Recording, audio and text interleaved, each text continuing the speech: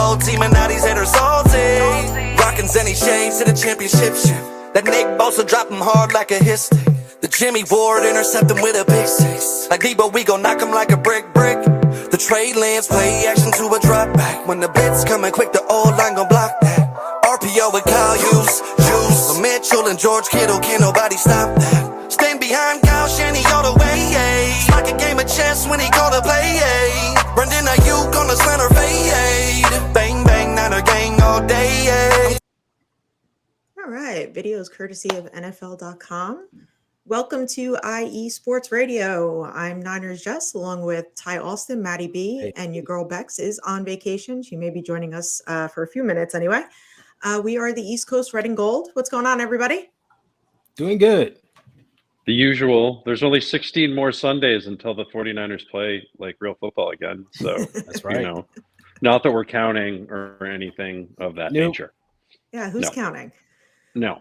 All right. Well, without further ado, let's bring on our special guest. We have three-time Super Bowl champ, Randy Cross. Randy, thank you so much for joining us. Welcome to the show. No, it's my pleasure. Really appreciate it.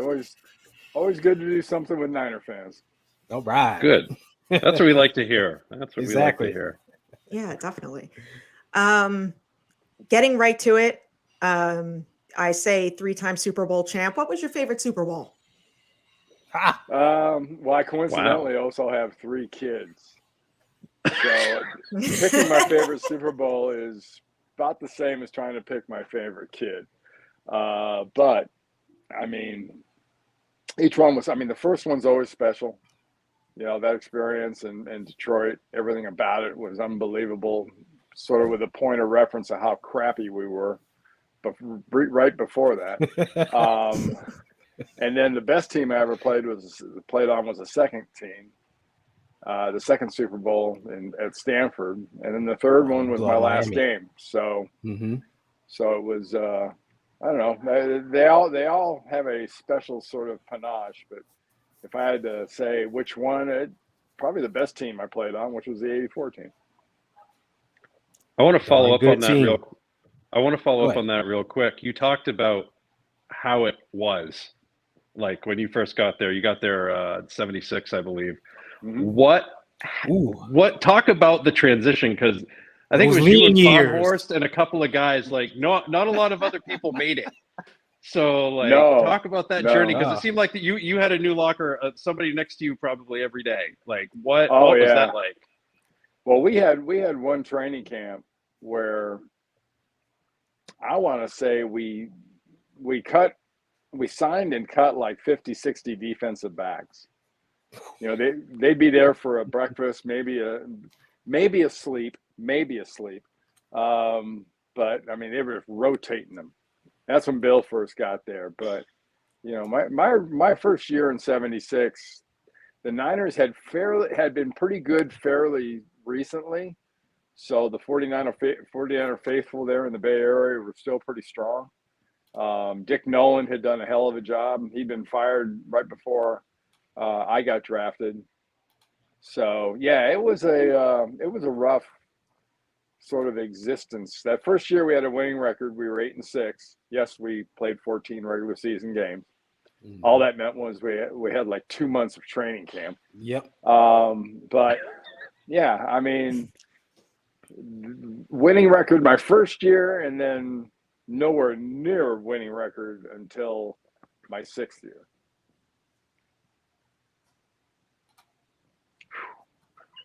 Wow. It's a journey. Not a lot. It's like you just see these turnovers with organizations when they turn everything over, and yeah. Well, a lot of folks don't stick through that. So it's just amazing that it was a different era, but still. Everybody talks about, you know, change, and change is universal. Change has been going on forever. But, you know, in the cocoon that is news, especially sports news, stuff that happened this last off season or stuff that happened the last couple off seasons is sort of the church of what's happening now. And people react to that and go, oh man, it's worse than it's ever been. We're impatient. We don't wait. We have never waited for squat. I mean, Bill Walsh was my 5th head coach in 4 years. That's when right. he got signed.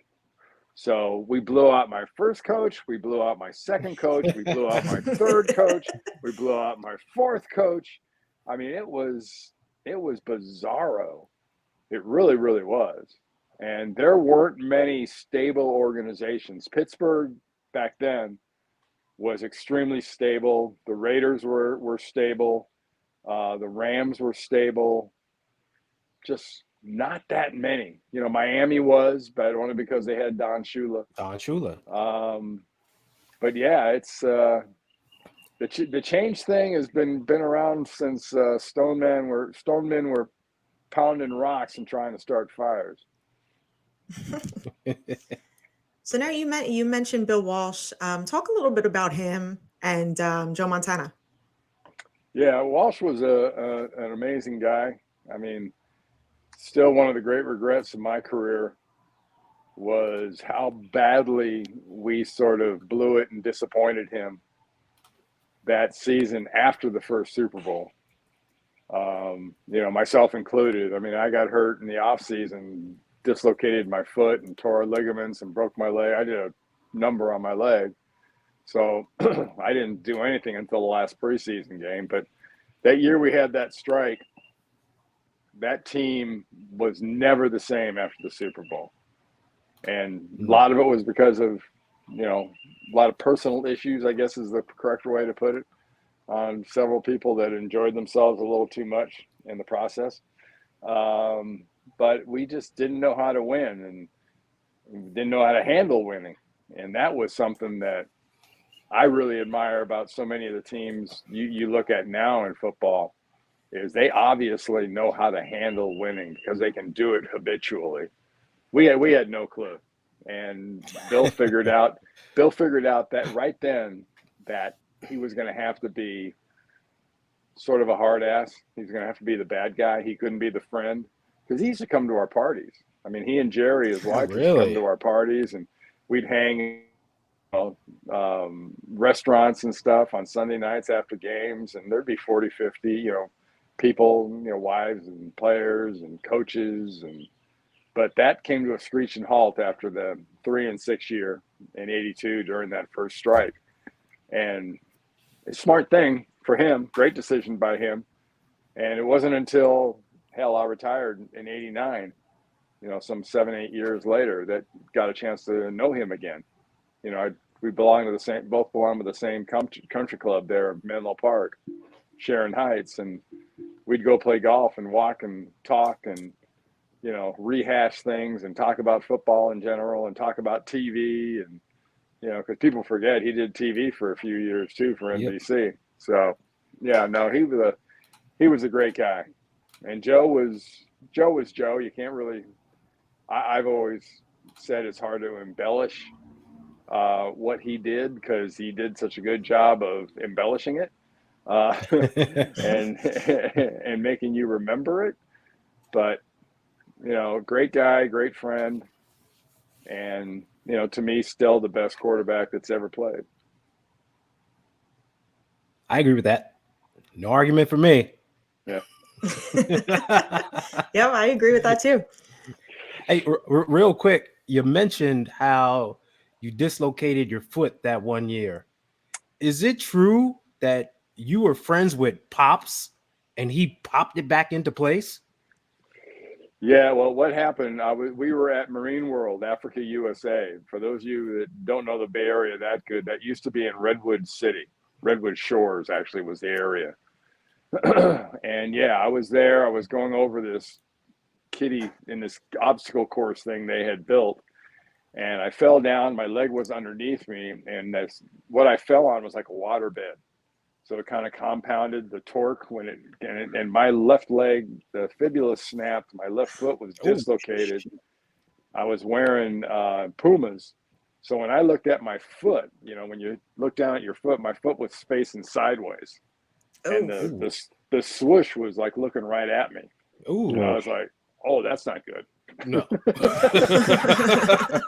and Willie McCovey, God bless him, was the first guy there, put his hands on me, calm down, take some deep breaths. And then eventually we're sitting there and they're getting ready to put me in a wheelchair to try to get me out of there. And he goes, "That's not going to do." And he reaches over, and if you ever knew Willie had these gigantic hands. And Willie looked like 2 first baseman's gloves. He takes his hand and like grabs my leg, and pulls it and straightens out my ankle. And as it turned out, it was a good thing because the ligament had flapped into the joint. And when he put it back in, it kind of pressed it in there. And the doctor said it made it really easy for him when he, got the foot out, got the ligament, ligament out. The ligament was nice and smooth and flat, and he just took it over, stretched it, and reattached it. Oh my God! How Willie McCovey saved my leg by Randy Cross. Good old stretch that ligament back into place. That was not on my bingo card today, guys. That was not on my bingo card. I did not have that. I did not have a square for that. What a great guy! Oh man. So yeah, besides the Super Bowls, obviously they're your favorite memories, but what are some other favorite memories that you have? Well, hold on. Let's talk about the Super Bowls real quick. Randy, you retired after Super Bowl 23. Yeah. But you were in the booth doing CBS radio for Super Bowl 24. Yeah. So you're a 49er. You were in the building. I think you deserve a ring for that. Shit, I was on the sideline for all the playoff games too. Did you see what I'm saying? You were there, man. I was working for the NFL today. I was just standing there, just mumbling to myself, "God damn it, they're going to do it again. They're going to do it again." I could have done one more year. I could have done one more. Where's my jersey? Damn training camp, man. Yeah, where's my jersey? Yeah. And then, like you said, New Orleans at the Super Bowl, my wife and I went with some really good friends, and we were out kind of late. And about 7 o'clock, the phone rings in the hotel, and I pick it up, and the guy on the other end goes, "Hey, Randy, Frank Murphy from CBS Radio." And crank calls are really big at the Super Bowl, especially for players and stuff, because you get that all the time. And I was like, "Yeah, sure," and I hung up. And I rolled over and went to go back to bed, and the phone rang again. And I picked it up. I said, "Hello," and he goes, "Frank Murphy again, and don't hang up on me." So I'm sorry, Frank. How can I help you? And he says, "Well, Hank Stram has laryngitis, and we know he's not going to be able to make it through the game, and we don't have the heart to just dump him now. But the first sign that it's not looking good, we want you to be in there and you work the game with Jack Buck." Mm-hmm. So no pressure. Yeah, no pressure. Yeah. I'd never done radio, by the way. Oh, really? It's fine, right? Why not start there? That's not unusual. Yeah, exactly. Start the biggest game of the year. Yeah, with Jack Buck of all people. With Jack Buck, by the way. But yeah, so I made it about halftime or so, and he wasn't sounding real good. And I was actually out in the rotunda kind of pavilion area at the Superdome, and down this long hall I see, and there's somebody walking my way, and he is like pounding the floor, and I'm going, I don't know who that is, but that guy's pissed. So, and I'm talking to somebody else, and about 30 seconds later I look up again, I go, "Oh, that's Neil Pilson." Hey, who was at the time was president of CBS Sports. He comes walking by me. He doesn't say anything to me until he gets right by me, and he just looks at me and goes, "You in here now." I went, "All right." And he just went in the booth and says, looks at the producer and says, "That sounds like hell. Put him on a headset. Cut his off." So that was my start in radio. Wow. And I got Stram's laryngitis. I got to talk about all my old guys and they were beating the snot out of John Elway and the Broncos that day. But it was it made it a little bit tough to watch. It made it really easy to be impartial. which is a prerequisite when you're broadcasting. Yeah. That's one of the things since I've started doing college football. In the last 10 years or so, I've gone over and I've become much more of a Niner fan, and become thusly kind of even much more of an NFL fan, because you can be a fan instead of being an analyst. Mm-hmm. But it was fun. It was a great game. It was a wipeout. I didn't get invited to the celebration over in Hawaii, though. I was a little disappointed. Yeah. Unbelievable. What an injustice. You were there in the building. I think you should get a 4th ring. Yeah. There you go. Yeah. Jess, what were you going to ask before I cut you off? I'm sorry. Your favorite non-Super Bowl memory?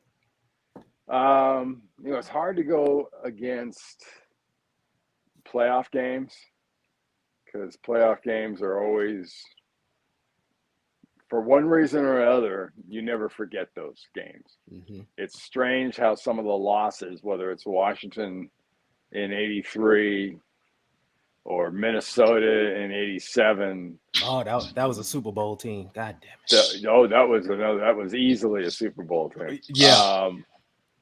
So between '83 and '87, that was 2 more teams that probably should have won Super Bowls. So those losses probably just stand out the most. But that and the rivalry games, back then our main rivals, because like we were talking about earlier, we weren't very good. Mm-hmm. So our main rivals were our divisional. Yeah. And people forget that back then the NFC West was San Francisco, Los Angeles, New Orleans, and Atlanta. Yes, the NFL used to be extremely geographically challenged. But those games against those guys, as we sort of got better, because Atlanta on the growth curve spurted out in front of us. Mm-hmm. The Falcons, like in 1980, were really good. That for them was probably close to the Super Bowl, but as close to the Super Bowl team as they had for another 20 years almost. But those teams, the New Orleans games, the Rams games, those teams were always really, really special, and especially playing in their place. Because once we got good, there was never double negatives, don't do that. You couldn't find a better opportunity than a road game to shut up obnoxious fans. Yeah. And when you played a divisional team, when you played New Orleans and you played Atlanta and you played the Rams and you go into their place, and if you by the beginning of the 4th quarter or so could hear the guy selling beers and peanuts and hot dogs and hats and T-shirts and all that, if you could hear him in the stands, you knew you were playing pretty good. Mm-hmm. That means you shut everybody in the stadium up. That's a good sign. Oh yeah. Randy, I was going to ask, you played a lot of positions on the offensive line. Like how do you transition from this, that, and the other, right? Like if you're centering, you're being a guard, like how does that, what's that transition like when you're going from position to position? Well, I was kind of, as a pro, I was lucky because I did the same thing in college. I started my freshman year, I was a defensive lineman. Spring of my freshman year, Terry Donahue, the great UCLA coach, was my O-line coach. And he wanted me to learn how to snap the ball as a center and long snap, which I did it all. I did it for 3 years at UCLA and 13 years at San Francisco. But I played center my sophomore year. My junior year, I moved to guard because we were changing offenses. We were in the wishbone, and we went to the Houston Veer. So Houston Veer necessitated much quicker guards and running and whatnot. Yeah. So I became a guard. And then my senior year at UCLA, I played both. We had 2 offensive lines. We had 9 really good offensive linemen. So one offensive line would play for a couple series, and then the next line had come in. And on the first line, I was the right guard, and on the second line, I was the center. So I never came out of the game, and we just rotated like that, and we chewed people up. We chewed people up with that offense. So as I came to the pros, I was drafted by Monty Clark, who was the great offensive line coach for the Miami Dolphins, and those undefeated teams and all that. He coached Jim Langer and Bob Kuechenberg and Larry Little, and I mean, great, all-time greats. Yep. And he told me, you know, you can be one of those guys. That's why I drafted you, blah, blah, blah. So I was a center my first year. In fact, I wore 51, except for my rookie year, because my rookie year, he convinced me. He was a hell of a salesman. He convinced me that I should wear the same number as Jim Langer. Langer wore 62. So my rookie year, I wore 62, and then after that, when he got fired and he left, I went back to 51, and I played center in 77, half of 78 because I broke my ankle, and then when Bill Walsh and Bob McKittrick got there in 79, I became a guard again and played mainly guard for the next 8-9 years. And then my last year and a half, I moved back to center. Right. Again. So it's just versatility. And versatility, honestly, is if you're an organizational person, if you're a coach, I think a lot of smart fans know what it's like and appreciate it. Versatility in general is invaluable when you have people that can play various positions. It's especially in today's NFL. Of the salary cap and, you know, different jobs. So, yeah, I was one of the things I was the proudest of. I tell young players all the time that I think everyone should learn different skills, and being able to play different positions is fantastic. But I also tell them that it's a double-edged sword, because, you know, it confuses people. You know, I played 13 years. So I played 9.5 at guard, made all my All-Pros, all my Pro Bowls, you know, all that at guard. I played center for 3.5 years. And after I retired, I did a Miller Lite commercial. And that Miller Lite commercial was very, very popular. And in that Miller Lite commercial, it listed me as an All-Pro center.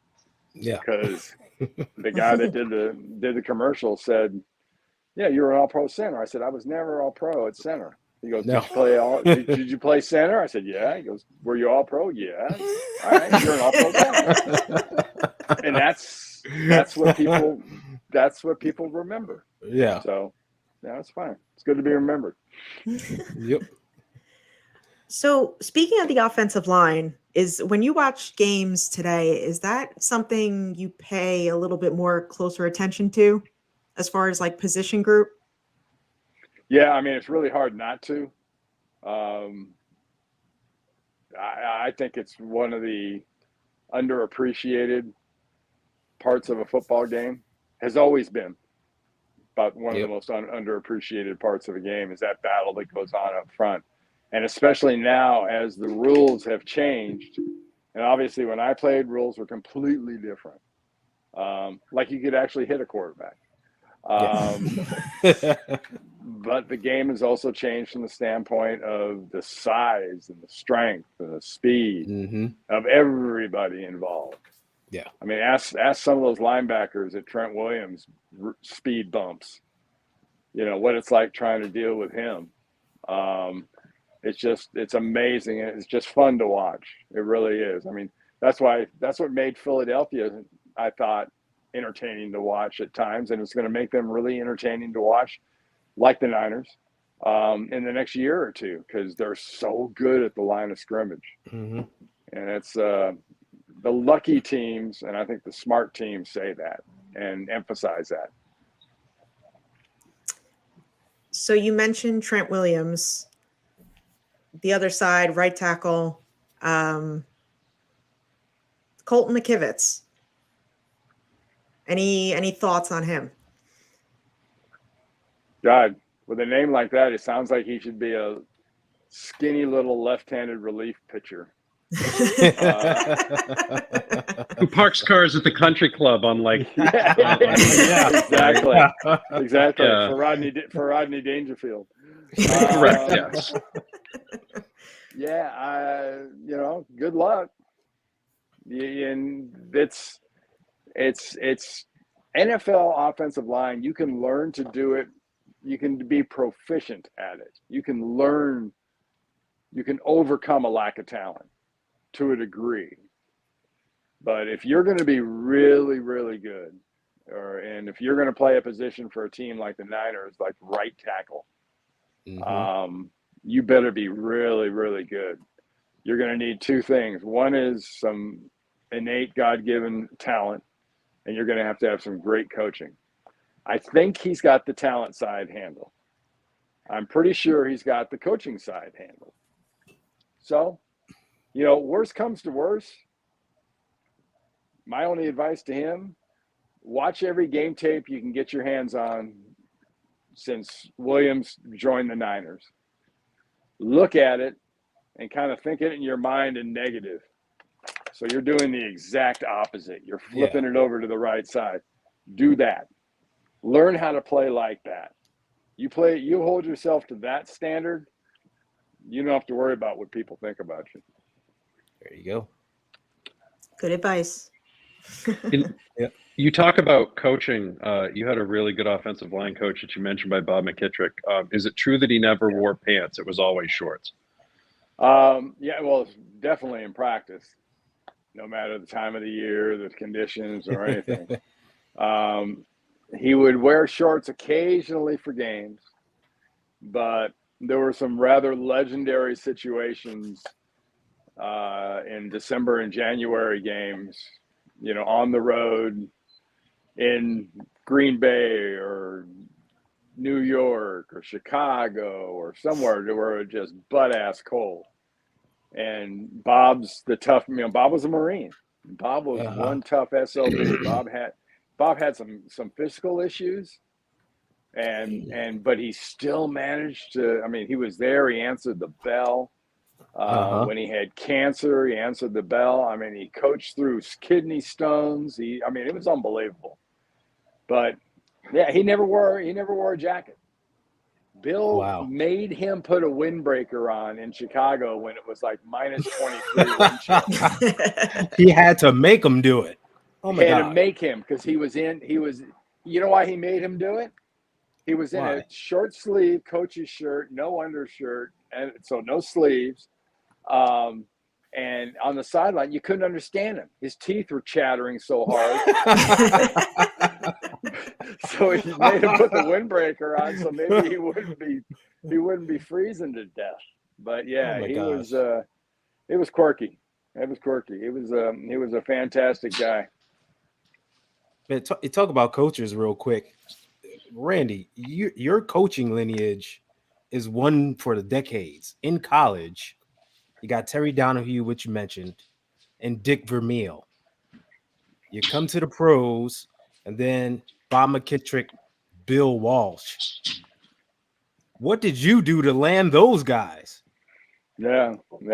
Well, I guess not to cast any dispersions on some other coaches I had during some less than successful times, but I kissed a few pigs in there too.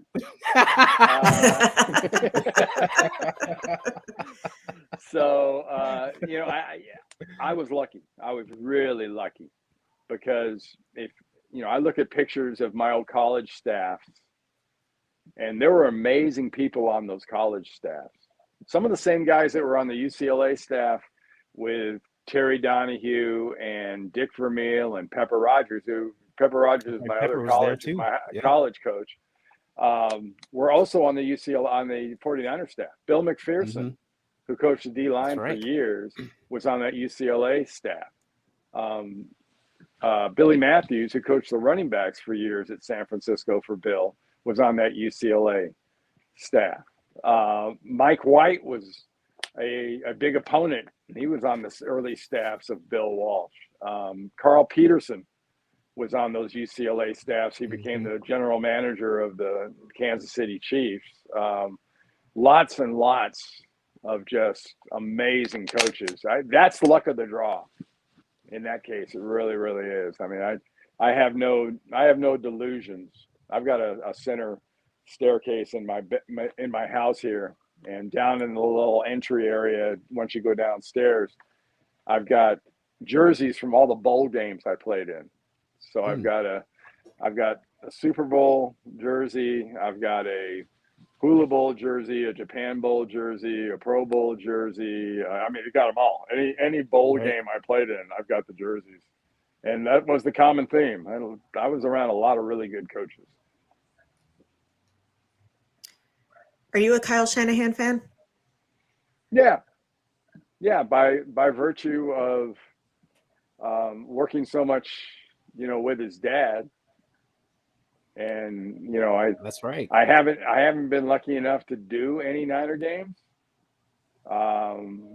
in years, but just by watching and just being observant and watching tapes and whatnot, it's stunning how similar, and then tweaks and riffs off that Kyle does of what Mike always wanted to do. I mean, Mike's one of the great minds ever.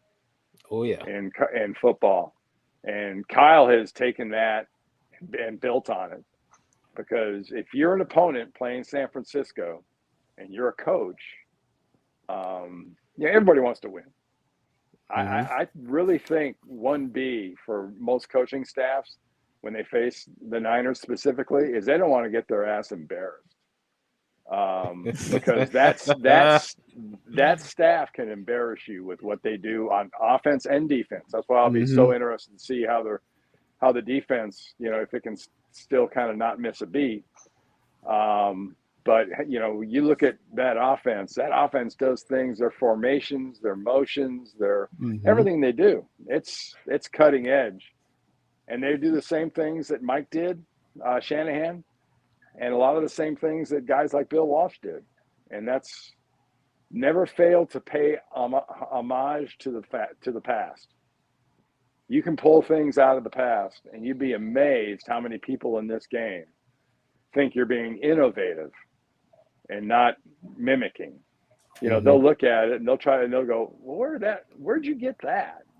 So, well, back when, you just kind of explain where the story of where it came from. And Kyle has got a lot of that, because he does stuff that used to be considered sandlot, goofy football. Nobody does that stuff. That's bush league. That's you can't run the wing. You can't run the wing tee in the NFL. But they do a lot of stuff you do in the wing tee. Yeah, I actually heard that in Bill Parcells' voice. It was really weird. It was really bizarre how that happened. Well, you remember that game during the strike year, NFL strike, when they were in New York. Yep. And Bill installed the wishbone the week of the game, and they ran it against the Giants, and they were drilling them with it. Yep. And they were like, that was that great shot where Bill's looking over at Parcells like. Yep. I remember that. Oh, that's awesome. A topic that people can't seem to move on from is the quarterback position. Mm-hmm. Brock Time Purdy, is a flat circle, as we all know. Yes. Brock Purdy, Trey Lance, Sam Darnold. Who would you like to see under center? Yeah. We had a couple pretty good ones when I was playing too. So we had a very similar problem. They weren't too shabby. They weren't too shabby. No, pretty good. There are probably, I'll be conservative, there are 25 teams in the NFL that would love to have the Niners problem of what the hell to do at quarterback. My guy that I'd like to see, because I've seen it happen, I've seen him do it, and I've seen him do it in great spots of late, would be Brock Purdy. I think it's a two-man deal. In my mind, and no offense to Sam Darnold, but Sam's a camp arm, unless he proves, that a third quarterback is something they've got to have, or at least at the ready. They may travel that way for a brief period of time, but in today's NFL, carrying a third quarterback's a hell of a luxury. So, it's Trey and it's Brock, but not in that order. I think Brock Purdy does a lot of stuff you can't coach. And I know Trey Lance can run. I know Trey Lance has got a great arm. I know all those things. But I've never seen him do some of the things that Brock Purdy can do. And the most important thing that Brock Purdy showed last year was his ability to run the pass. Because anybody can scramble and run. And like Steve Young learned, that once you start running, defenses react to you, especially when you prove you can hurt them. And you can hurt them even worse once you learn how to take advantage of their reaction. And that's something Purdy did at Iowa State. And then he did it right over a year later. He was doing it, at Levi Stadium for San Francisco. And that is highly unusual for college players to take those skill sets and just bang, slide them right over. I mean, ask Sam Darnold. Sam Darnold, it's not like he's never played, not like he's, doesn't have talent. He's really, really talented. But timing and a short list of very special things you better be able to do if you're a quarterback. And so far in watching him, I think, until further notice and barring a rag arm, I think Brock Purdy is going to be the guy until something happens. Okay. This team, how it is, the roster, how does it compare to the Super Bowl teams you were on? They're 3 behind. Because to me, getting to one doesn't count. So that's a nice try. They're extremely talented. They are a Super Bowl level roster. But, until you do it. Yep. And then until you do it a couple times, that's when you get to be in a pretty special, exclusive category. So I think they're extremely talented. They're obviously well compensated. So they're as good as a group. They're as good as anybody in the business that does it. And as a fan, that's all you can really ask for. You want to have this kind of roster. And I think most Niner fans appreciate that fact that, with 32 teams in the league, you have 5 peers? Maybe 4 peers? Which leaves 27, 28 other teams in the league that you are better than just by talent alone. And that's 2 things. That's special and that's temporary. So that's another thing you got to realize. But I think that speaks to what Kyle and John Lynch and everybody else that's been there on the personnel side have done. They've done an amazing job of juggling talent and signing talent and alternating, getting rid of guys, signing guys, bringing guys in. I mean, they never leave that stone unturned, and that's all you could ask. If you're a fan, that's the kind of people you want working for your team. We all seem to think so, but there's always those fans that are ready to fire Kyle and John. Get rid of them. Yeah, that's okay. That's okay. They may someday get to find out what it's like to be 2-14 or 2-15, or if you're lucky, 6-11. You'd think they'd remember. Yeah, it wasn't that long ago we were there. Yeah. So yeah, this happened. Yeah, it's something that, and just like Jerry Glanville said in that NFL Films highlight to that official, welcome to the NFL, stands for not for long. Not for long. Yep. And they know it. They know it. You're not going to surprise them. But yeah, it's going to be it's going to be interesting to see how that all goes. I think that extending them together, and I know some of the fans have got some very strong feelings about, how they're kind of tied at the hip, but that's the smartest thing that Jed and the York family ever did, was when they hired Kyle and they hired John, they immediately gave him 6-year contracts. At that time, nobody got 6-year contracts. And then they've kept them on kind of a rotating extension where they just keep pushing them out. Yeah. You build a team like this, you get this kind of football as your product, that's job security. But the only true job security in sports is winning. Ask any coach that's tried to coach the Lakers. Yep. It's about the championships, especially when you play for an organization, a premier organization like this one. Yeah. It's about those Lombardis, plain and simple. A lot of people don't understand that. A lot of people it kind of pisses them off when you say that, but that's closed-minded. That's simple mind. That's BS talk. No. That's why you play. If you've never done it, you may play for different reasons. But once you've had a chance to do something like that, that's a stronger opiate than anything that comes across our borders or anything. You want more of that, and you want it now. And yeah, winning is not only contagious, it's addicting. Mm-hmm. So what's your record prediction for this year? I look at them as being, I think they're top of the West. Yep. So, that is probably going to be in that 12-5, 13-4, somewhere in that window. Okay.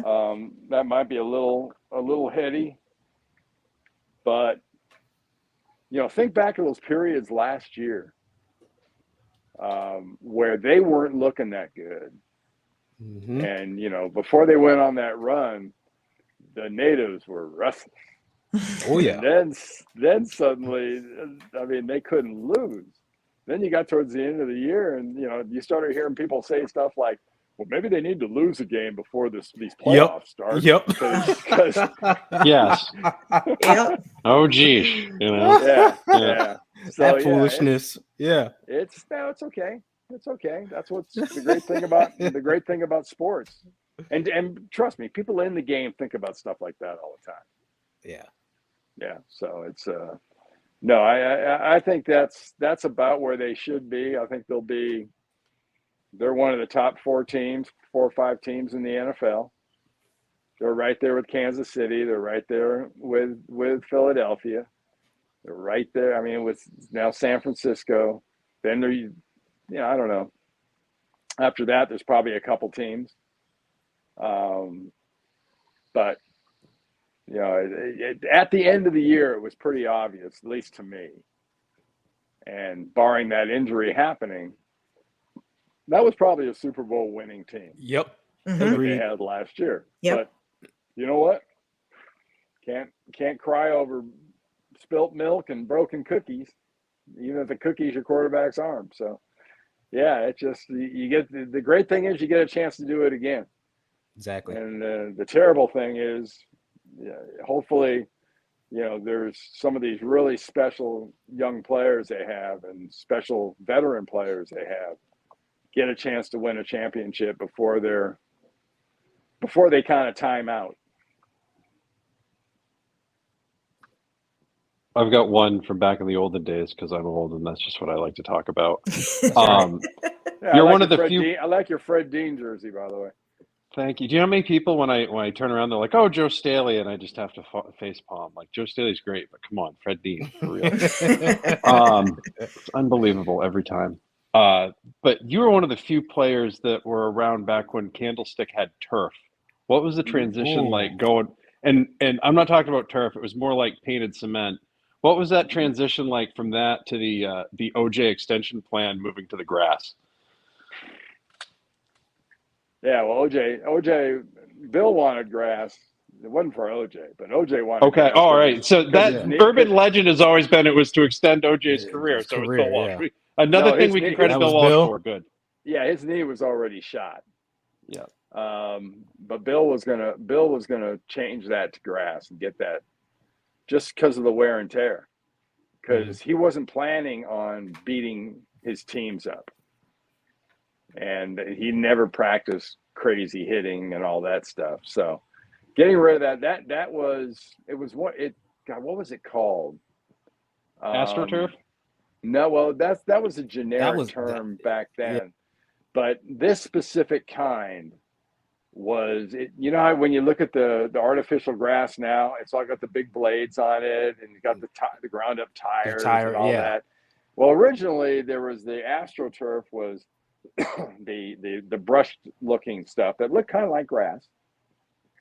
Then there was the stuff that we had. We had it. St. Louis had it. Philadelphia had it. Pittsburgh had it. I think that was about it. Tartan Turf was the name of it. And this shit was like green cement. Yeah. And it was nasty. I mean, nasty. You'd see guys running and no one would touch them and they'd blow their knees out. Mm-hmm. We had a wide receiver named Willie McGee who caught a slant pass against Chicago, I think in 78. And guy hit him and his femur snapped. Ooh. Getting hit and running on that term. That stuff was the worst thing ever. And the consistent thing was you knew you were going to be sore. And playing football, you're sore all the time anyway. And usually you're perpetually sore once you get to about week 8. But on that turf, from the jump, you were sore all year long. I mean, it was nasty. And Bill wanted to get rid of it. He wanted to build a team on speed, but he wanted to do it on grass. Mm-hmm. And at Candlestick, that meant you were going to have to sod in that infield. Yeah. And there was a certain degree of strategy that went along with that too. Because we used to refer to that area of the football field as the swamp. And because, people didn't realize one of the reasons it was originally Candlestick was grass, but they had some drainage issues.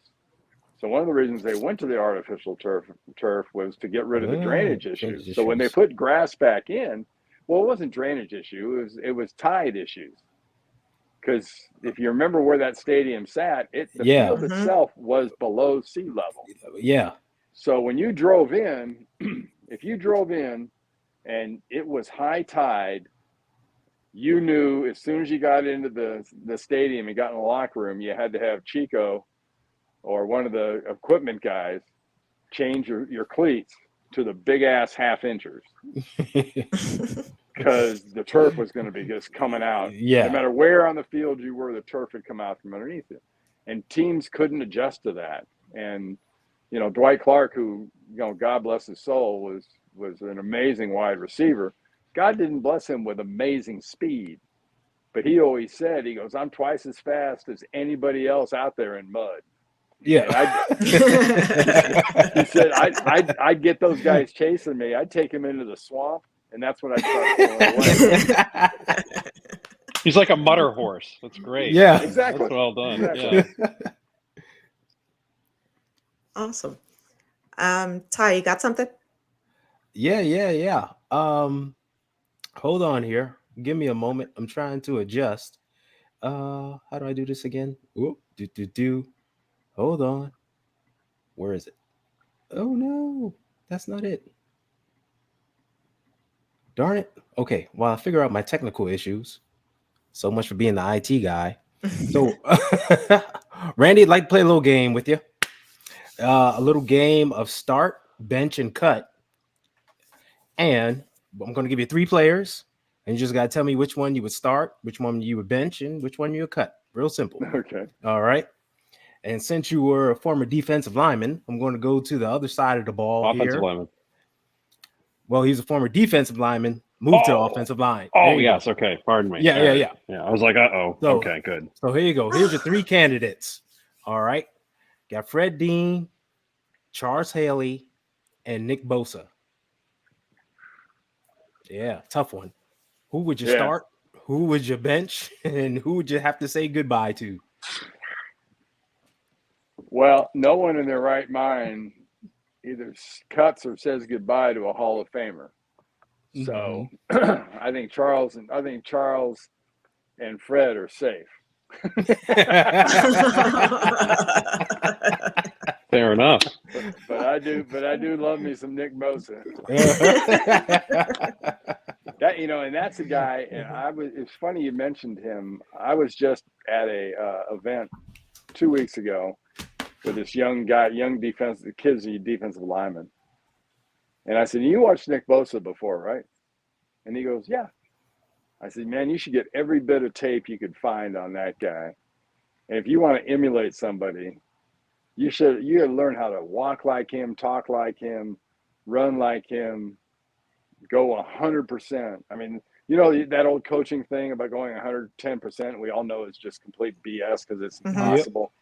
Bosa plays like it's not impossible, but he does go 100% every single play when you watch him. And that's to his credit. That's his coaching, that's his family, that's his genes. But man, it makes him so much fun to watch. Oh, yeah. But I still ain't cutting him. So what are you gonna do? You're the GM here. Oh yeah. If I get my hands on 3 guys that can rush the passer like that, you putting them all on the line? I'm cutting some other linebacker or some nose tackle, and I'm keeping those guys. He's looking at somebody. You can play that elephant position. Yeah. I said one of you remember I talked to you about talking to Bill Walsh. Yeah. And walking around playing golf. That was some of the conversations we'd have, sort of his philosophies and the way the game, positions wise, the guys you gotta have. You gotta have pass rushers. You gotta have cover guys. You gotta have people that threaten defenses. So that slot guy or that wide receiver or that running back, and you gotta have a couple of offensive linemen that are just dogs. And obviously the guy at quarterbacks makes it all sort of mixes the drink in general. But yeah, that's why you go back to the there aren't many areas of the Niners roster where you go through and say, that's not real. I mean, people love to obsess over the offensive line. You ever see them run the damn ball? Oh, yeah. In the NFL against those cretins that are playing defense? It's pretty impressive. Somebody's doing something right, and it ain't with smoke and mirrors. Yep. Randy, last one for me. I'm a huge George Kittle fan. Your thoughts on him? What's not to like about George Kittle? He blocks like an all-pro, offensive tackle. He runs like crazy. He can catch like crazy. And he obviously, not probably, I think he seems to be one of those kind of transcendent players that you would love to sit down and have a beer with and just talk with, because he's got personality to spare. He's got so much personality, it's almost like football. It's a shame he plays football. He should be able to do more than that. I love him though. He's pretty special, and when he's healthy and he's going, why that's the main reason that offense is so crazy. Because you've got guys like Ayuk, and you've got Samuel, and you've got McCaffrey, and you've got go down that list. He doesn't really make the top 4 usually when people are looking at worrying about weapons. Yep. And how crazy is that? Because he's right in the middle of the field. I mean, he's going to just gut you. And because of that, because of the formations, because of the motion, because of the other guys he plays with, he gets opportunities to do things in a very lonely situation. And when you get him in a lonely situation and you're on defense, you are screwed. That's very true. We say it here all the time. Get the ball to George Kittle. Right, Good Jess? things happen when the ball is in George Kittle's hands. There you go. There you go. Yeah, I mean, now McCaffrey is getting to be in the same kind of category. Exactly. A fan just asked if you could tell another Bob McKittrick story. Everybody loves Bob. Yeah. No, he was something. He really, really was, and he was a former Marine. Mm-hmm. And tough as nails. I kind of mentioned. In fact, I think maybe last time I was with you, I told you guys about his kidney stone thing. That you mentioned it earlier, yeah. But he was literally in a chair. Next thing I knew, he was laying on his back with a clicker in his hand, going through practice tape at training camp, and he was making these weird little sounds. I was sitting next to him, and I was like, "What the hell was that?" And then he gets down, gets out of the chair, and he lays down on the ground on his back, and he's trying to talk, but he's kind of talking like this. And he gets through about 5 more plays, and he pauses it, and he goes to stand up, and he hands me the clicker, and he says, "I'm gonna go back to the dorms." He walks. It's not a long. It's a solid quarter of a mile, let's say, walk. While he's passing a kidney stone, he walks to the dorm, and it just legendary how tough that guy is. He had some issues. He had colon cancer, so he used to wear a totally never bothered him a lick.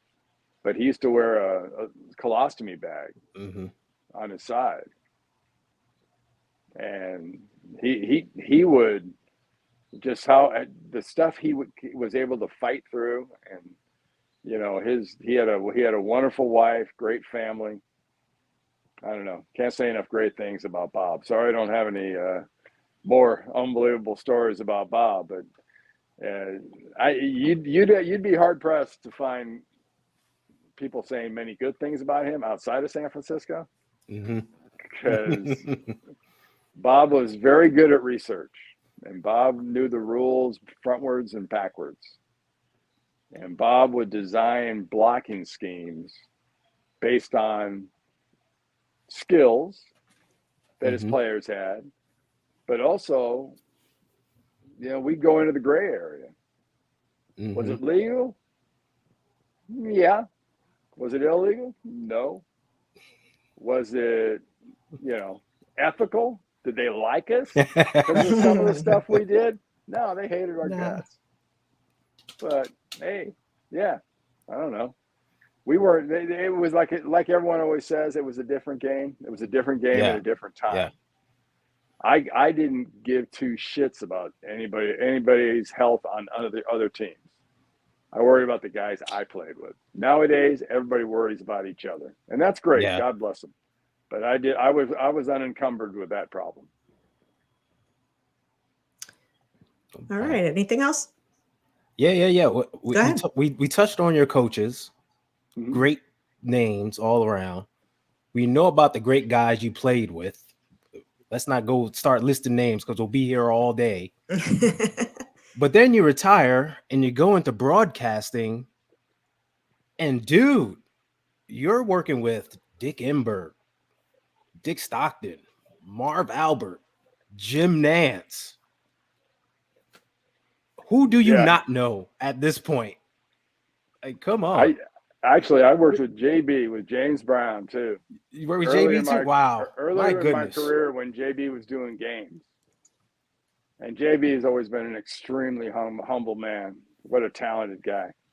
But JB was a fun guy to work with. First guy I ever worked with was a guy named Tim Ryan, who is known more for his skiing and tennis and whatnot. But he was also a really good broadcaster. But yeah, I got a chance. I guess it's by virtue of the fact that if you stay in long enough, you're going to work with almost everybody. But I have worked with some great broadcasters, and I've been very, very lucky in that regard. That's awesome. See, I just need a little bit of gold of what you got. Yeah. Well, there's a great book called The Hotel New Hampshire. Mm-hmm. And in that book, there's a character, and I'm not making light of mental health issues, but in this book, the advice this person is always giving to other people and to his siblings and whatnot is keep passing the open windows. Mm. And you know what? When it comes to life in general, it's pretty good advice. Yeah, that's a good one. I like that. Yeah. I got one more. Okay. So you're still looking good. The hair's looking good. And we know styles tend to come back around, you know. And I just want to know is will we ever see this Randy again? I can pretty much guarantee you won't see that one again. I ain't pulling out the big prescription aviators. Wow, I know that picture haunts me. That picture is on my my UCLA College Football Hall of Fame plaque. That picture? Yeah, when they handed me that, the first thing I thought of. I mean, I'm obviously an idiot, but I saw that and I was like, "Oh, dude, you couldn't ask me for a picture? I could have found something." Found anything. Hey, yeah. It's fine. It's fine. It looked like I should be cast in as Pedro. They would be voting for Pedro. Randy Cross. That's right.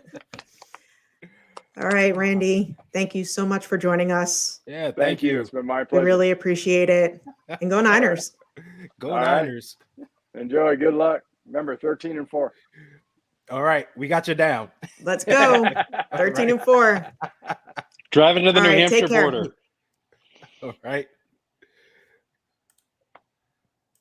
Hey, Terradome, man, I'm just doing me. We got to. That's all you can do. Oh, that was awesome. That was cool. Randy is awesome. So cool.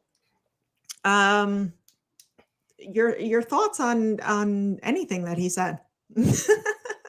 Like to hear it. Go ahead, Maddie.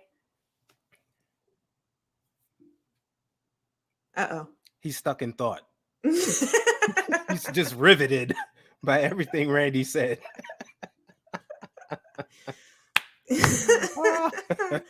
Oh man. Go ahead, Ty. Oh man. Just great all around, you know.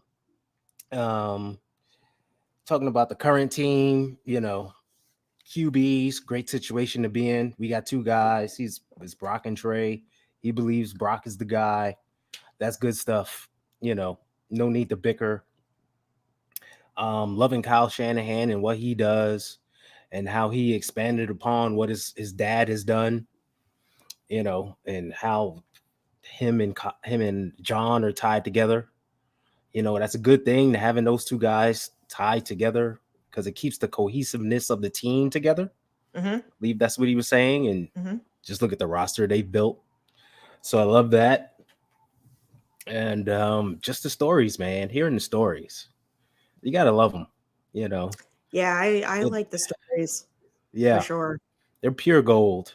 Hey, we need more. Yeah. It's like we need more. Yeah, I didn't want to keep him on too much longer. I know. We went a long time. I kept staring at the clock like, oh my gosh. Me too. I was just like, oh Yeah. man, because he never said, you know, how long he would be good for, but Right. you know, Right. you don't like to overdo it either. Yeah. Yeah, it was I don't know. I guess the fan in me, I'm kind of like, I don't know what to say because it was just, yeah. What's your question, Steve-O? What do you got, Steve-O? Oh, but yeah, I liked his thanks, his stories about you know, Bill and Joe and Bob McKittrick, and exactly, really cool. Yeah, good stuff. Hopefully Maddie will be coming back on.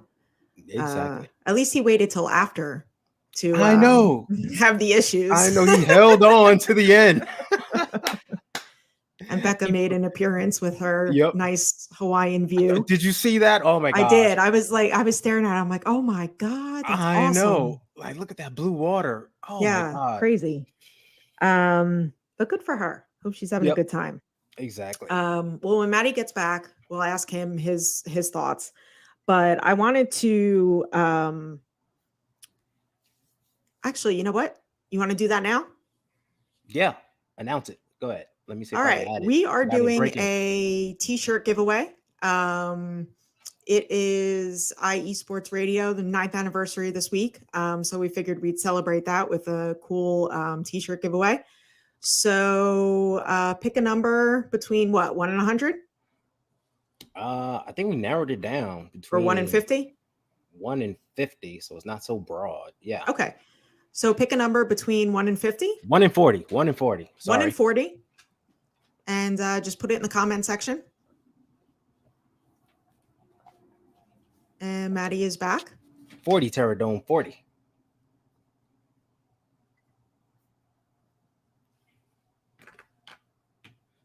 There we go. Oh, he's not back. Oh. He came and he left. Uh-oh. All right. Yeah.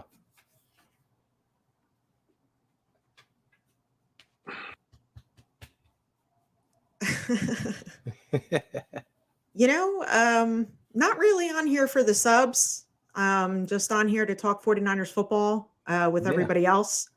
And, just to have a good time. I mean, we love talking about our team. Yep. And seeing where this goes. And I've, come across a lot of cool people that I can call friends, especially on this panel. And that's about it. Ty, what do you think? Yep, definitely. Just enjoy the conversations and definitely enjoy the guests. The subs and the views and all that stuff will take care of it itself. I don't really watch that stuff closely like a lot of other people do. Yeah. It's just in it for the enjoyment, Yeah, for sure. Yeah. All right, let's see here. Yep. Steve-O already has the white one. He's got that one previously. So you can take your choice. You take your pick, people. If you're a winner, you get to choose. All right. Picking a number between 1 and 40. Maddie, before you had your technical difficulties, I'm glad you waited until after the interview. That was perfect timing. I'm glad. Yep. I'm really glad that all the work I did lasted until like 2 minutes left in the interview. So Yeah. it's really good. They hung in there. Really excited. It hung in there just long enough. And then while I was waiting, I looked and I'm like, oh, so I upped my internet package a little bit. So I was waiting for it to activate. And now we're. There we go. I'm like, I guess I got to add another half a gig. Damn you, Spectrum. Damn you. Thank you, Tony. But is that not like the perfect sort of off-season stuff? Like, this is the perfect time of year for us to be talking to folks like that, because they can be talking about things that are relating from the olden days. Like, this franchise has such a history from where it was, and to remember kind of where this thing is right now, we're really, really kind of spoiled. So it's the culture of winning is a big deal. Bill Walsh said, you act like champions before you're champions. And if you go into the museum, you see that in the hallway right by his office, and he meant it. So that's how it worked. That's how the whole thing works. That's how the teams that continue to win and have good organizations do that. So that's why they're not down for too long. But it was great to hear about all that stuff, because it was him and Keith Farnhorst and a couple other guys. A lot of folks did not survive that transition from 76 into the Walsh era. I mean, guys were getting cleaned out left and right. I mean, a lot of guys didn't make that transition from, the Tom Sula thing into Shanahan, right? That, and Chip Kelly. That didn't happen either. So, it's wild. You really go through a lot. So you pay attention to a guy like that really survived that, because you really had to be a diamond in the rough, and they clearly liked him enough to keep him around, and I think we were all the better for it, because it's good to have folks like that can ambassador and also remember all the things that happened, right? Because his recollection was like, oh yeah, it's just like it was yesterday. Like, it's invaluable. Yeah, Steve, I like that comment as well. That was a good quote. Brilliant. It's true as well. Yeah, even though people really like the Giannis speech, but doesn't fit into that so much. Nope. So people don't like that quite as much. So yeah, I was telling Ty that the stories were really cool. It's good stuff. By the way, speaking of cool stories, I did get to attend the Dwight Clark Legacy Fund last week. In fact, a week ago at this time. It was amazing, guys. I would highly suggest going. Bryant Young told me I made him feel old, which was great. That was a little, because I'm like, yeah, I watched you all the way through college and all the way through the pros. Like, you were the first dude that I remember doing that with. He goes, wow, thanks for making me feel old. I'm like, no problem, man. No problem. That's what I'm here for. Well done. That is what I'm here for. That is what I am here for. But I did want to shout out our good friend Niners United. He showed me where the damn place was. Like, I wasn't that far away from there. But like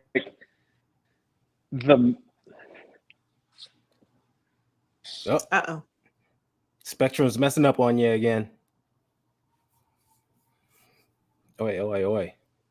There we go. We're back. Okay. Are you in? Come on. Work with me. It's getting there.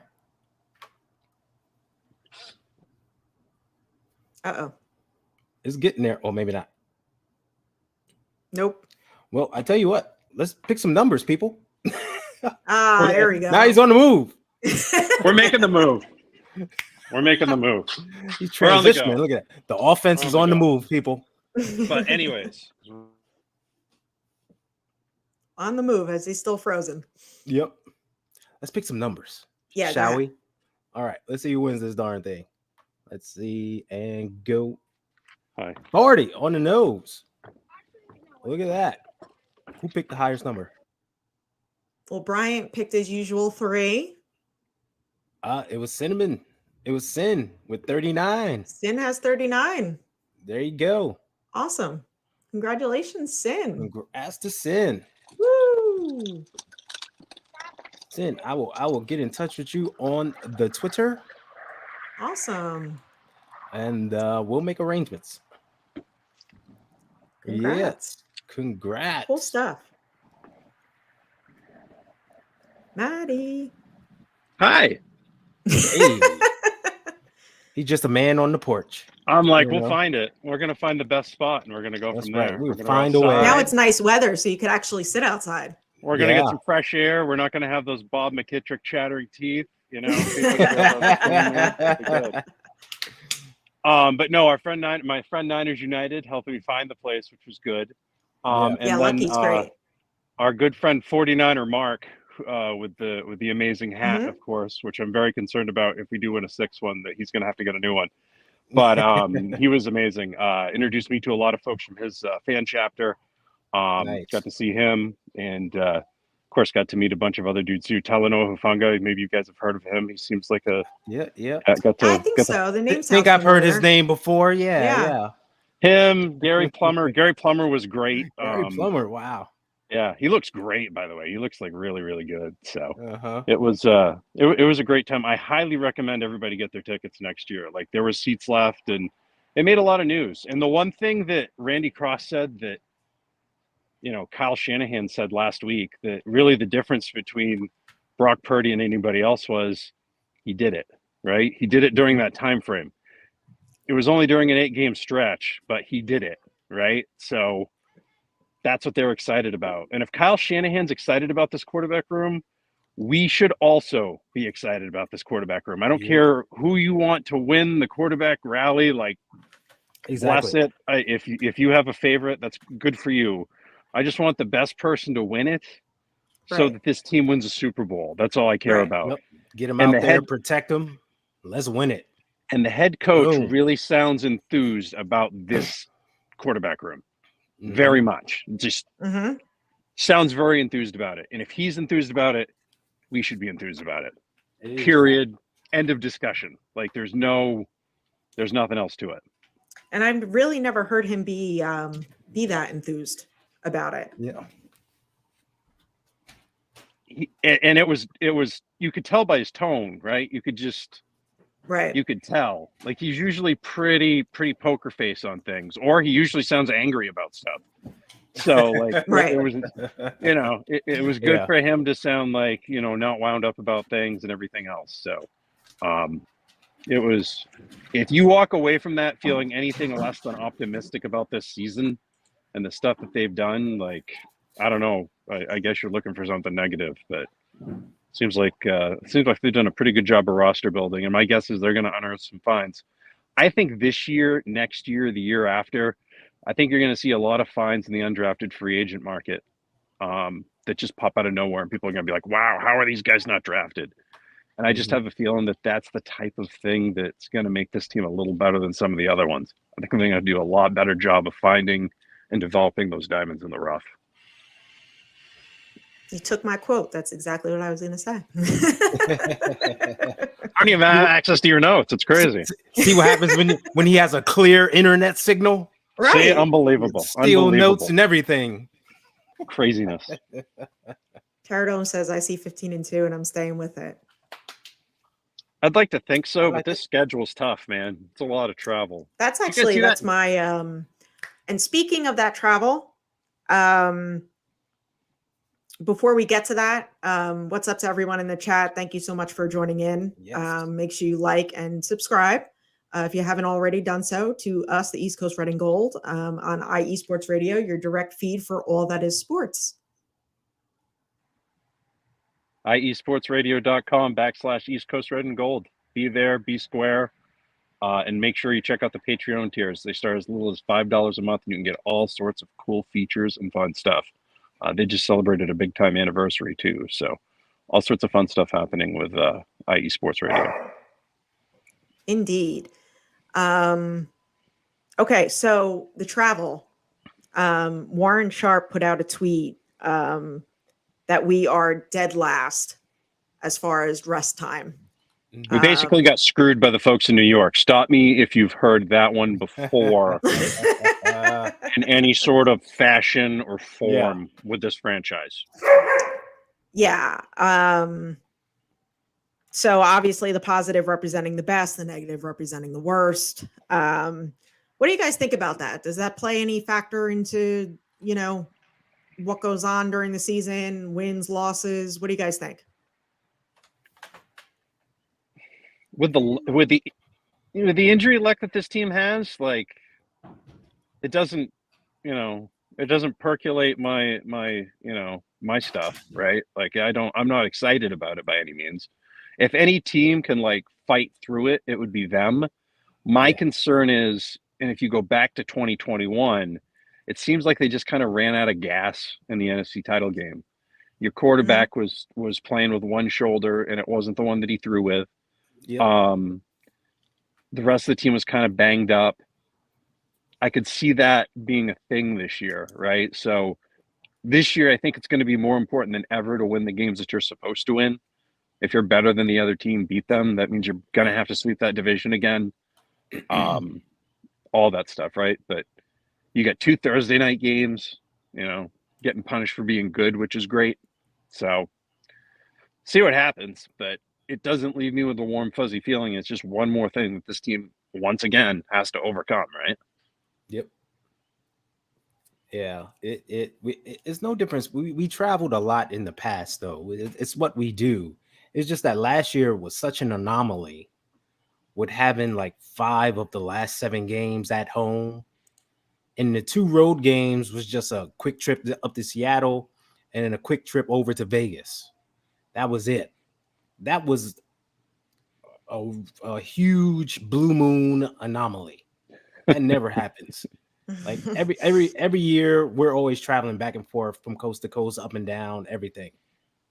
So my biggest thing is exactly what Maddie said, our recovery time.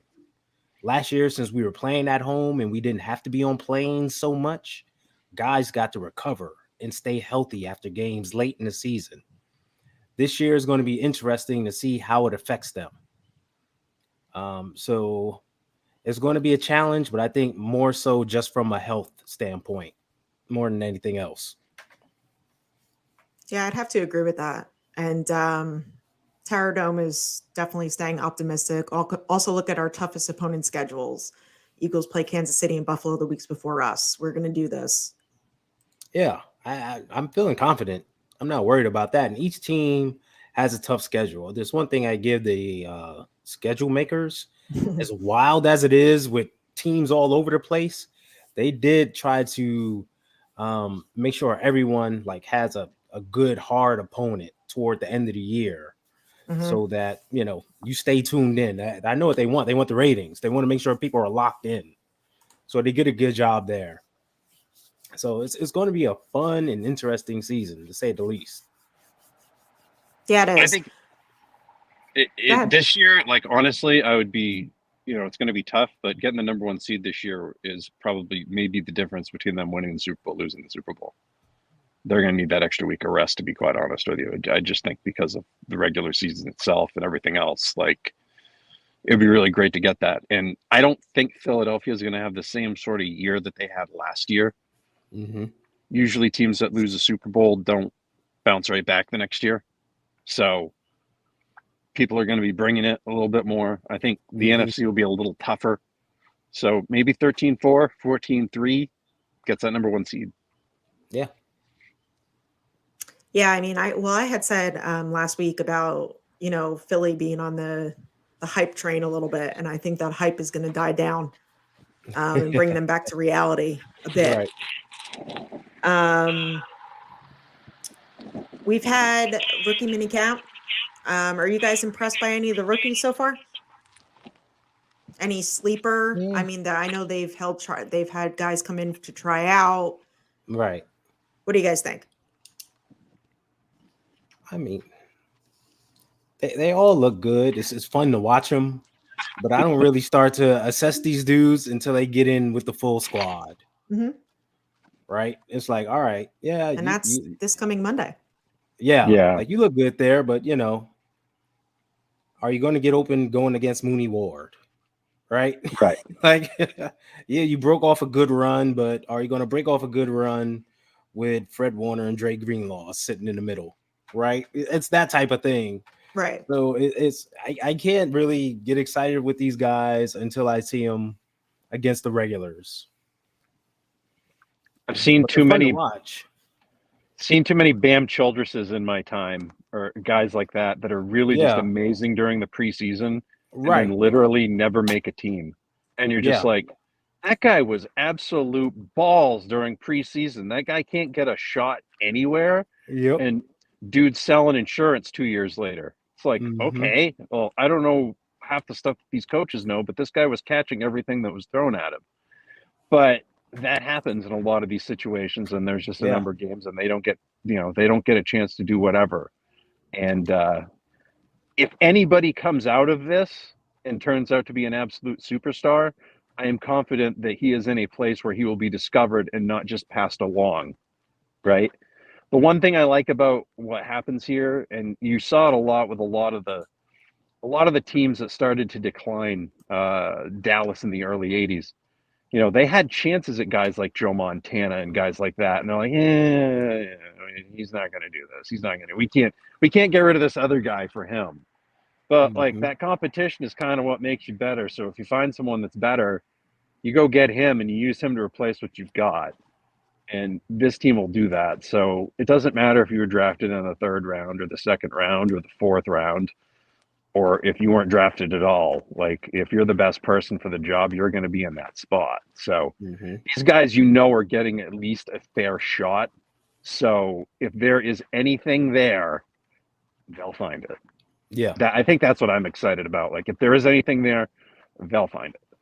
And I think that's one thing they get excited about the most. Yeah, the Nick Bosas and the Brandon Ayuks, they were good, fun picks. Mhm. But I think they really love finding those undrafted free agents, those diamond in the roughs, like you said, Matt, that they can, mold and make the roster and be like, yeah, that's my guy. I found him, I really think they love doing that. And they have a track record of doing it. And it also is value, right? On the salary cap. It saves them money. Yeah. They can get more Huge. players in. This Huge. is, we talk about it's competitive, but it's also like a lottery ticket up, CG? team, right? What's up, Yep. CG? It's just eventually you're going to get a winner if you keep scratching, right? You just keep going. It's a matter of odds. And if you know which tickets to pull from, like, you're probably going to win more than others. And it seems like they're slowly starting to win more than others. And they're also doing this great thing with the minimum salary exception and all that other stuff. Like, man, like the stuff that these guys do is just absolutely fascinating. So hopefully it pays off with number 6 soon, so that they can only be 2 behind as opposed to 3, as Randy said earlier. They got to reduce that number. 3 behind. I think a sleeper for me would be Ja'Cory Pearson. Was that the receiver? Yes. Yep. He made that nice catch. Yeah. Yep. I mean, granted, Ty's right. Like I would like to see him, going against Mooney Ward, and that, but I can see him, well, I guess we'll see what happens. Yeah. We'll see what happens. Like I said, like that's a good showing. All right, good start. But who did he blow by? It was like, right. And who threw the ball? Some guy off the street, like, it's like, all right, hold on. Let me see how you hold up against, Mooney or Demo, Let's see how that looks. We take Gibson, plug in Jair Brown as safety. Yep. We take Brock Purdy, plug in Trey O'Donnell, Feliciano Burford, vice versa. We definitely got versatility and depth going on. And that's everywhere for the second year in a row. So we're sitting in a good position once again. Maddie, Maddie, I gotta say, you look like Palpatine right now. I have some Palpatine feels as a whole. So all right, it's all making sense. It's all making sense right now. Whole, yeah. Like sometimes I can all I'm saying is, like, I can sometimes understand what he was thinking, right? Like, I understand. I know where he's coming from. I can see his point of view. I don't agree with the way he went about it, but I can understand. But I understand. Why he got to this conclusion. So. Well, there's always something. We went from socks and underwear to selling cars to Maddie being like Palpatine. There you go. Right. I mean, that's what happens. What are you gonna do? Yep. What are you gonna do? Let the hate flow through you. Yeah. I'll be watching your career with great interest, Young Skywalker. What's up, Mariah? Hey, Mariah. Oh, man. All right. I want to talk a little Steve Wilkes. Stevie Wilkes. Yeah, he has some media availability. Address the team for the first time. Address the media for the first time, I should say. Yes, and he'll actually be up in the booth as opposed to on the sideline, which I thought was interesting. Yeah. You can see better up there. Right. And I was going to say, like, what are the advantages and disadvantages of doing that? Maddie, go ahead. He can see better up there. You will see what's happening up there a lot faster than you will when you're on the ground, frankly. Like, and somebody like that, like, he can make adjustments a little bit quicker. Like, it was quick. So I expect this defense to be absolutely deadly this year. Like, I am genuinely, I'm probably more excited about this defense than I am about the offense. And it's not that I'm not excited about the offense. It's just 100% like, I feel like they're going to be unleashed a little bit. I don't think it's not that D'Amico Ryans was not some great defensive coordinator. I think he was a great defensive coordinator, but I think Steve Wilkes is a little bit better in the defensive coordinator part.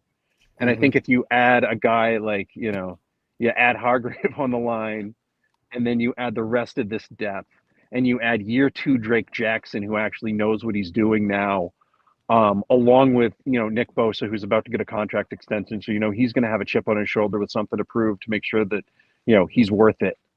Like that shampoo commercial back in the day.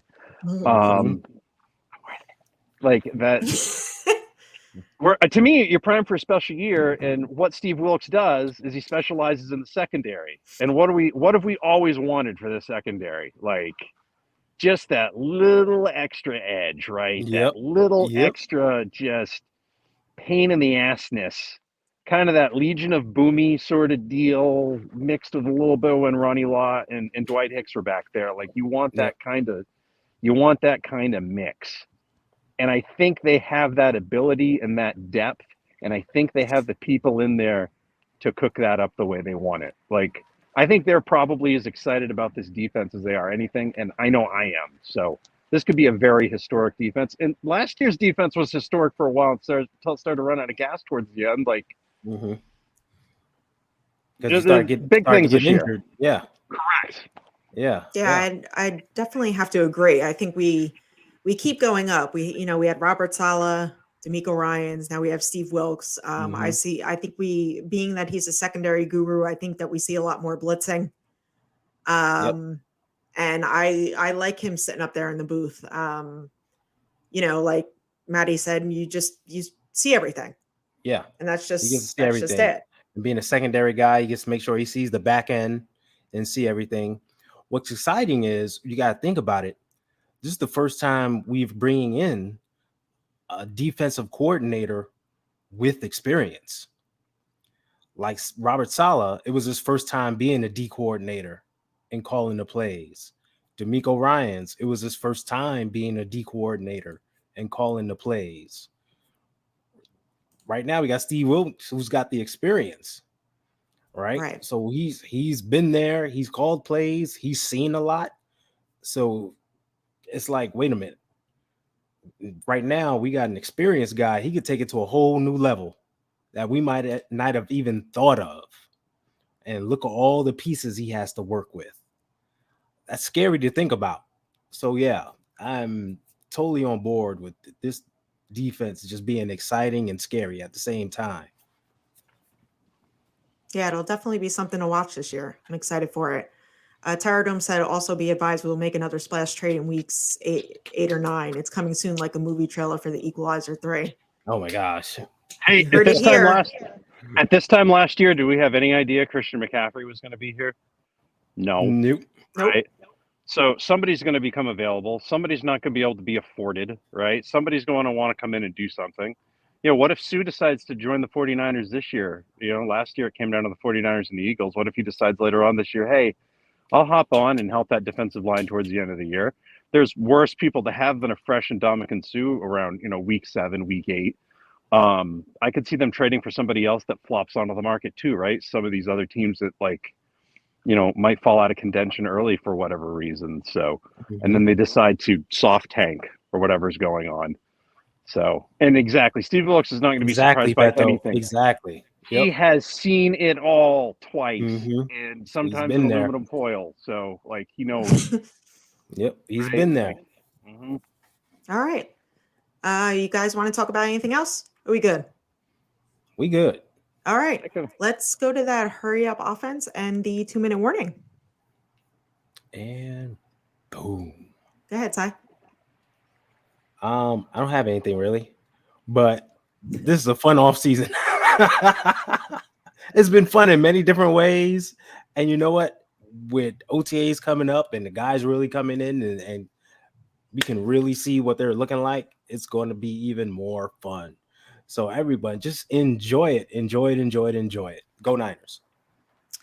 I want to say thank you to Randy Cross. It was awesome having you on. Man should be a Hall of Famer. But yeah, go Niners. Like Ty said, enjoy it.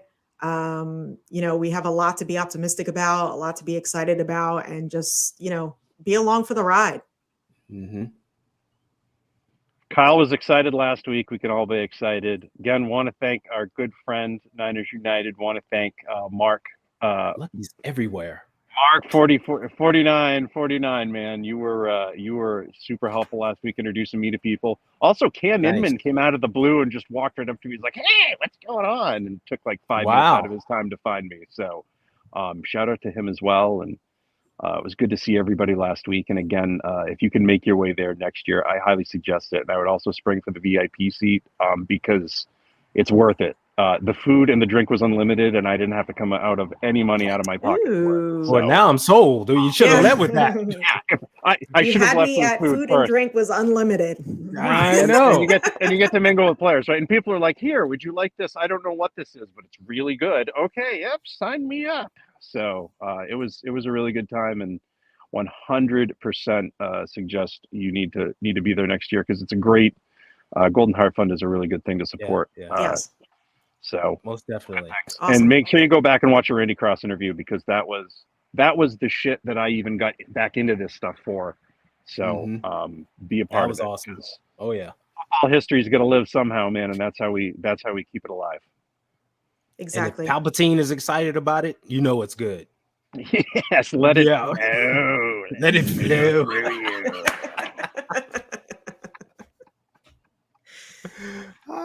All right, guys. Thank you so much to the people in the chat. Again, thanks, Randy Cross. Thank you, guys. And we will see you next week. Go Niners. Go Niners. Dang. And of course, for the upstart 49ers, they're 6 yards away from Pontiac. 3rd and 3. We'll see a pickup sometime on the right side, possibly. Montana looking, throwing in the end zone.